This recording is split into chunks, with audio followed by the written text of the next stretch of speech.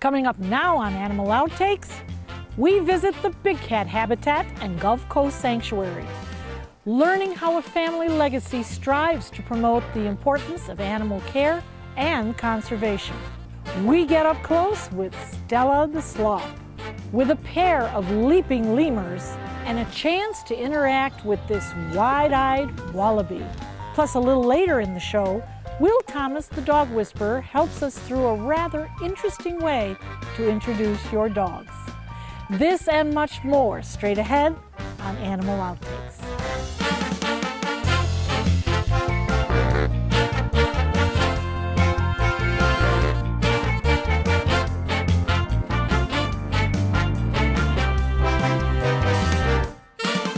We start today's show with a sloth named Stella. This arboreal mammal really shows us the importance of slowing down and taking it all in. Well, this is definitely not Rapunzel's hair. Definitely not. This is Stella, and how could we not love Stella? If anybody ever wonders what it's like to be next to a sloth or to just kind of pet the sloth, you just kind of get mesmerized, don't you, Danielle? I think so, yeah. Tell us a little bit about her. Stella is our 4-year-old two-toed sloth here at Big Cat Habitat, and she is an amazing girl. She is our animal ambassador for the animal encounters that we do with her and other guests. This beautiful species of sloth actually has a lifespan of about 40 years. So I just turned 40, so I think we're doing pretty good, yeah. Yeah. Now, you've been holding her, Danielle, even before we got onto camera. Will she stay with you pretty much the whole day? She will. She would if I let her, but she loves to sleep. So after our segment here, she'll be going back and resting in her beautiful enclosure. Yeah. She actually sleeps about 18 hours a day, 16 to 18 hours a day. So she can be kind of a slow, lazy sloth. Are they a little more nocturnal? This girl is nocturnal. Now you can read that they're diurnal as well, but she is definitely the nocturnal species. Yes. And she loves sweet potato. Let's see if I can get her to eat a little bit of sweet potato. Oh, yes, very curious about our sweet potato. Just a little bit of raw sweet potato. And of course she does everything slow, but upside down. Yeah, so they're tree dwellers, and we like to call tree dwellers arboreal. And so she spends her life up in the tree. The only time actually she comes down out of the tree is to go poo and pee. Now that's not very often, is it? It is not very often. So every about 10 days, she's doing her dirty business. And actually in the wild, that's when they're most susceptible to predators. So in the wild in Central and South America, where these guys' natural habitat would be, sorry it's a little windy, Stella, they would be susceptible to predators like jaguars and actually big snakes like anacondas and actually flying predators too. They have a giant eagle that actually would hunt them. Where are you going, huh? Where are you going? Couldn't find that shoulder there for a little bit. Now, you said that she comes down once every 10 days. Once every 10 days. Is that normal? That is normal for a sloth. They have a very slow metabolism, although they have a parted stomach, which is kind of unusual to only have to go poo and pee every 10 days or so. Oh, look, there's our two toes right there coming out. Yeah. She's got two beautiful toes, and this species actually has 3 toes on the back. Yeah. That was in my face. That was only so long. She does rely on me a lot for holding her, yeah. Well, you had her as a baby, did you not? Yeah. So we've been together since she was about 6 months old, and I'm basically her forever caretaker. Yeah.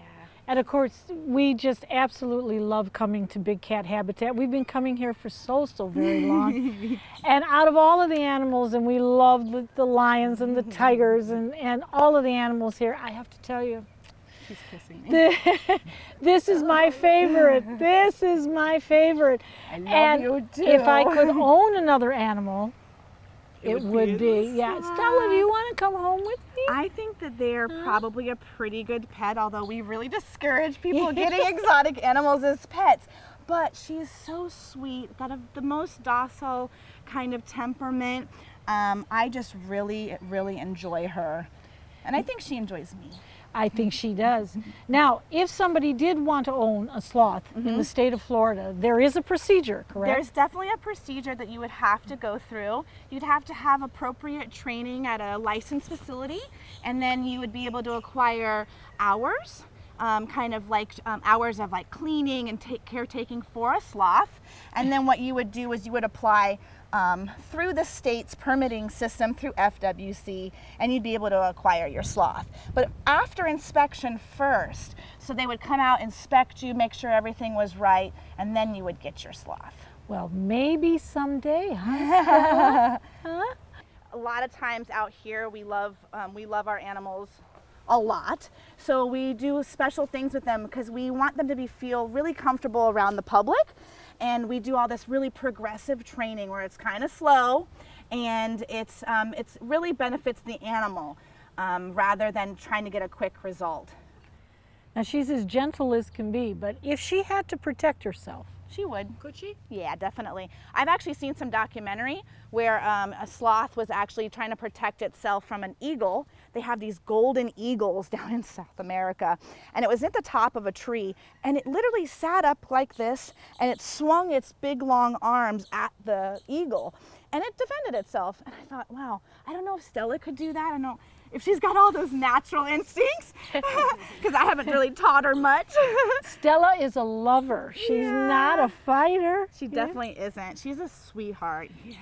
Danielle, how important is it for children as well as adults to come here and see Stella and all the other beautiful animals at Big Cat Habitat?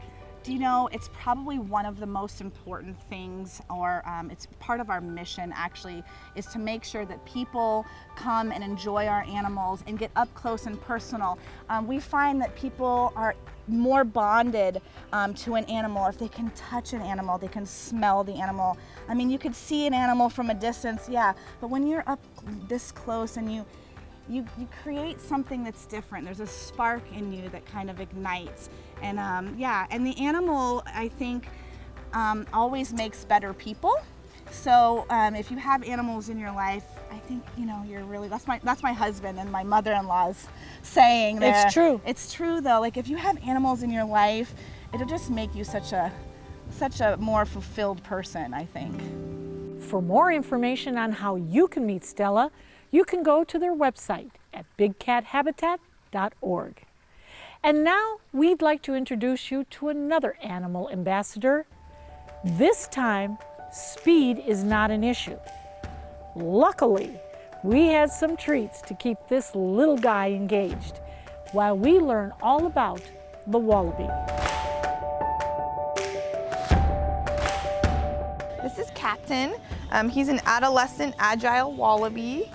He's about 1.5 years old, and he's been with us at the habitat for about a year. When we first got him, he was getting a bottle every 3 hours. But now he's all grown up, and he finally just moved into his brand new habitat out here. Oh my goodness. I know, Renee, you are the surrogate mom. What were you feeling when you were raising him?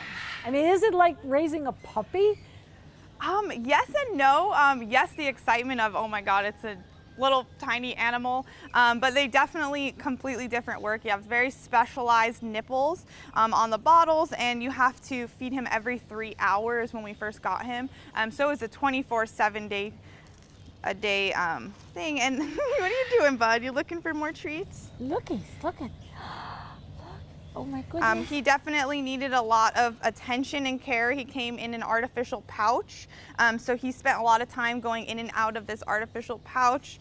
He got bottles, and then we slowly, as he got older, he got less bottles and he got integrated into his regular diet. And then that would include, he has specialized kangaroo chow, and then also a wide variety of different kinds of greens, and of course, grass. A lot of grass. Yes. Yeah. So now wallabies, they are an animal of Australia. Yes. We know of the horrific fires that were there. Did a lot of these guys survive, do you think? So they're still trying to do numbers and count out there exactly the damage that it caused for all of the wildlife. There has definitely been a huge hit in numbers for all sorts of species out there. So definitely wallabies have been affected, but the studies haven't really been proven of how much. We actually got a grant for him because he is one of our animal ambassadors, and he's our only Australian native species here, to actually help, you know, their species, and we want to give awareness to the plight in Australia. And so we got a grant that was able to help us build this brand new habitat for him. And you know, we're just really excited about spreading the word. Now, wallabies are closely related to Kangaroos, kangaroos, which is what a lot of people would say. They're the same species, kind of similar to a pony and a horse. They are different species, but you know, they look a lot alike, just different sizes. So this is Wallaby, which would be the smaller version of a kangaroo. And there are about 40 to 50 different species of wallabies, kangaroos, and wallaroos. So he can jump just like the kangaroos can, Oh right? yeah. And probably maybe a little bit better because he's a little bit smaller. He is definitely very athletic. They can jump very high. He's at about 4.5 feet right now of how high he can jump, and they're very quick when they start moving. And when they are hopping, they only use their bottom 2 feet. They do not use their hands or their arms. What is interesting though is that long tail, and it looks very muscular. It is. Is it? Yes. Does it serve a purpose, or is it just there? It definitely serves a purpose. So you can see even right now just standing, he's kind of using it as a tripod to help balance himself. So he has it bent down just like that. When he is just walking around, you'll see that he can actually use it kind of just to stabilize himself. And then when they are going quicker, he will use that to kind of help, you know, balance his turns. One thing that they do in the wild is that would be he would lean on that to use his back feet as a defense mechanism if he was ever under attack, because they are prey animals naturally. Because they're so tiny and so cute. That must be it. And Now, they're very peaceful, as you can see. So. and very, very gentle. So much has been said about the tactile encumbrances and relationships that we can develop with these animals. Here at Big Cat, we know that this is one of your mantras. Let's be near the animals. Let's not only understand them, but if we can, let's touch them. How do you feel about this wallaby? Is he going to help with this type of mission? Definitely. I think just people being able to have that human-animal connection and that bond with them, it really just helps people to, you know, have more compassion for animals and want to help them more, and that is really what is important. That's what our main goal is here with the animal ambassadors, is just to get more people involved in protecting their natural wildlife and the animals themselves, just because we don't want to lose them. Coming up after the break, we talk with the founder of Big Cat Habitat and Gulf Coast Sanctuary, Kay Rosaire. We're better people because of being around animals. It teaches us kindness, humility. And we get a chance to hear from her grandkids about what life is like in their family. Plus a tip from trainer Will Thomas, how to introduce your dog to a stranger's dog. And we'll be right back. I think something happened to my family. I'm scared and lonely. What's going to happen to me now? Don't worry, Sonny. Our loving staff at Dante's Den will take care of all your pet needs for the rest of your life. A warm bed, toys, great food, walking, and swimming is all at your paw tips. And if you get sick, there is even a hospital and medical staff to help you get well. Dante's Den, continuing the love.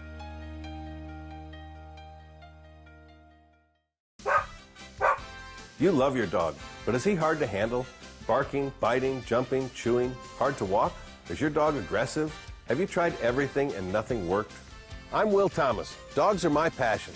I can help you with your dog. My methods are so unique, I only need one session in your home. To learn more, look at my website, willthomasdogwhisperer.com, or call me at 941-377-0243. I can help you fast. Big Cat Habitat and Gulf Coast Sanctuary was founded in 1987. The The large animal rescue is located in eastern Sarasota, Florida. The nonprofit sanctuary is home to many exotic and domestic animals. And after meeting a few of their ambassadors, we caught up with Kay Rosaire herself about how rescuing just a few animals has grown into something so much more.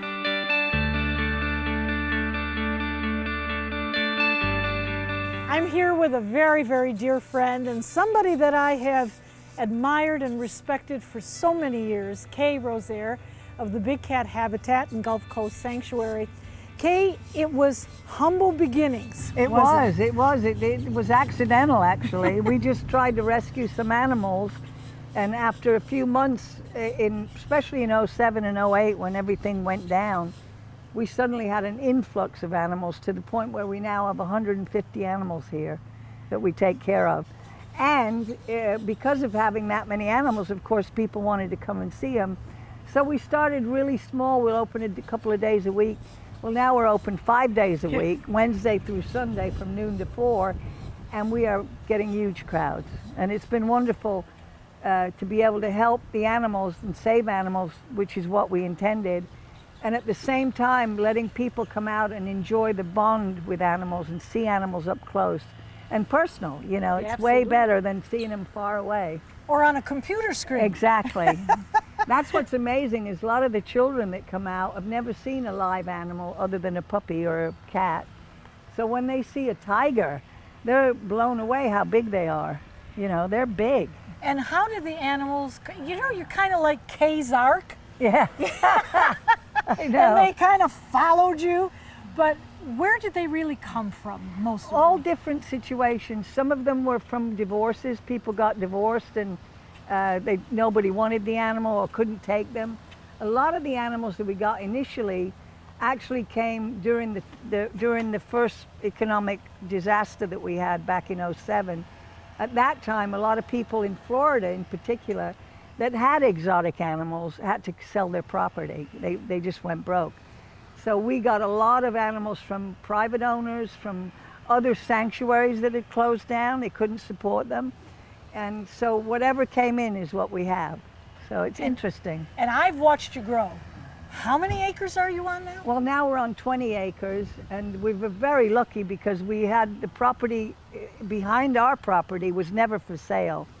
But my son went over and talked to them, and they said, well, maybe. Well, eventually, a year or so later, we acquired the property, and we're so thrilled because it's all connected. So now we're able to expand. Yes, you are. We started a conservation part of our company so that now we can actually breed some animals that are severely endangered for the future. You know, you've talked about this in the past. We've talked over coffee about this. We are, we're not actually activists. No, we're not. We're animal welfare. We care about animals. And we're advocates for them. We are. And for the bond. Yes. And people need animals, and now more than ever, animals need people.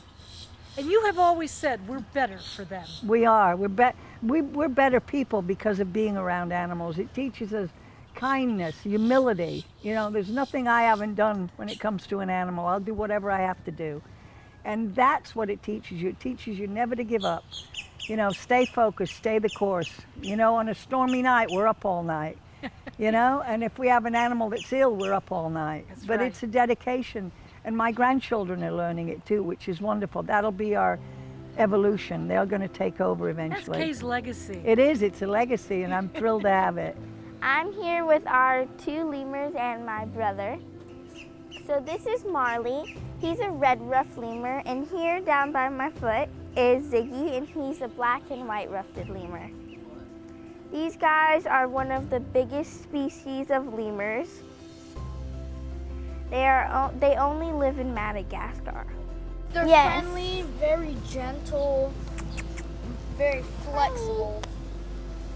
These guys are very active. They can jump up to 30 feet when they are full grown. I help take care of most of these animals. Do exercise work to get them comfortable around people, for encounters, and all different types of animal stuff. So these guys are fruitivorous. They eat fruit, vegetables, leaves, and nectar. They're like honeybees. A lot of plantain. Every animal is important for a different kind of reason. So the nectar does get in their fur, and when they jump from tree to tree, the nectar spreads around and they pollinate the trees. It's really important that people keep animals in their mind and their heart, because animals are the reason our community and our ecosystem are still alive. Yes. And they keep our ecosystem healthy, and it's good when children play with animals because they get to learn the techniques. And animals are very kind, and they know what animals are like and how they act and all the behaviors. We're very fortunate we have this life. They are. Many of the animals that we have actually are endangered. And you know, the point is that a lot of people, a lot of animal activists are against breeding in captivity. We are not, because if we don't be able to reproduce some of these animals that are severely endangered in the wild, we won't have them in another 20 years. They'll be gone. Tigers are on the brink. Lions are becoming inbred in the wild because there's so few, and they're losing their territory, so they don't have room to travel and find other mates. So it's a huge worldwide problem. So I think it's very important to have conscientious, dedicated people that breed animals and make sure the DNA is good. For more information on the sanctuary, you can go to their website or follow them on social media. Coming up next, Will Thomas is letting us in on a little secret.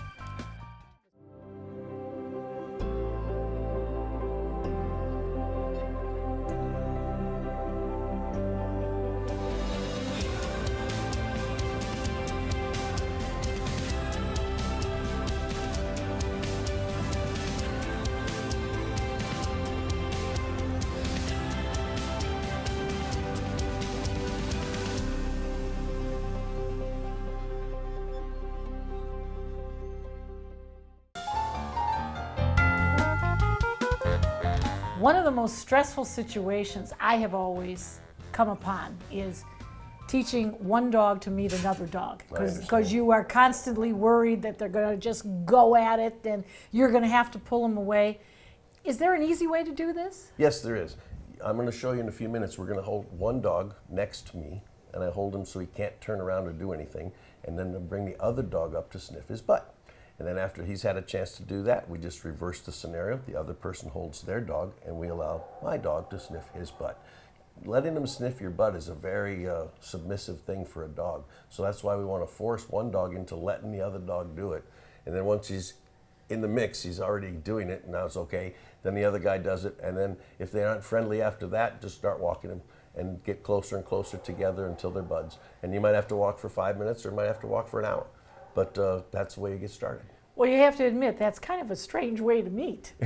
Not if you're a dog. All right, so I'm going to hold Benson just right while we're here. So I hold him right here, hold him back here so he can't spin around and bite the other dog. Now let that dog sniff his butt.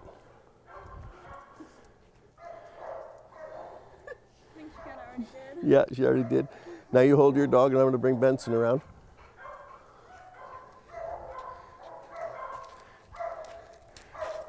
Let him sniff the butt if he wants to. All right, now he wants to play, and then we bring him back. But now they're friends because they've given their most intimate introduction.